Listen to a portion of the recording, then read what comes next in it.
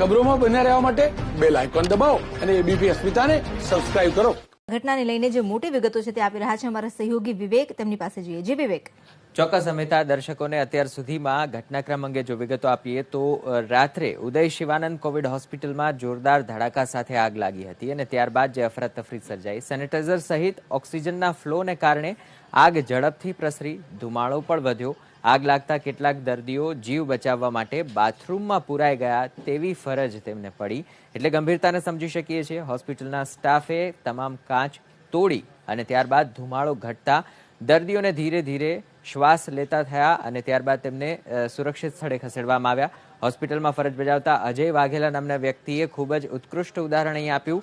જીવના જોખમે 7 દર્દીઓને ખભા પર ઉચકી તેમણે અગાશી પર પહોંચાડી દીધા, જેથી આ 7 દર્દીઓના જીવ બચાવી શકાય.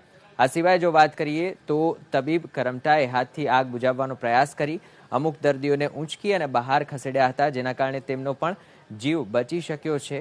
જો કે આ કરુણાંતિકામાં 5 દર્દીઓના મૃત્યુ ચોક્કસ થયા છે. મૃતક કેશુભાઈ અકબરીના પુત્રએ જે રીતે જણાવ્યું કે રાત્રે 11 વાગે વિડીયો કોલ કરી પરિવારજનો સાથે કેશુભાઈએ વાત કરી અને પોતાની તબિયત સારી હોવાનું કહી તબીબ ડિસ્ચાર્જ કરશે તેવી વાત પણ કહી, પરંતુ તેમને નહોતી ખબર કે આ રાત તેમનો જીવ લઈ જશે, આ આગ ઘાતક બનશે. આ સિવાય જો વાત કરીએ તો મૃતકના પુત્ર હવે હોસ્પિટલ પર આરોપ મૂકી રહ્યા છે કે આગની ઘટના બાદ પણ હોસ્પિટલ દ્વારા પરિવારને ફોન કરી અને તેની જાણ પણ નહોતી કરવામાં આવી. જો કે તેમને જાણ થયા બાદ તેઓ તાત્કાલિક ત્યાં પહોંચી ગયા અને ખ્યાલ આવ્યો કે તેમના પિતા હવે નથી રહ્યા.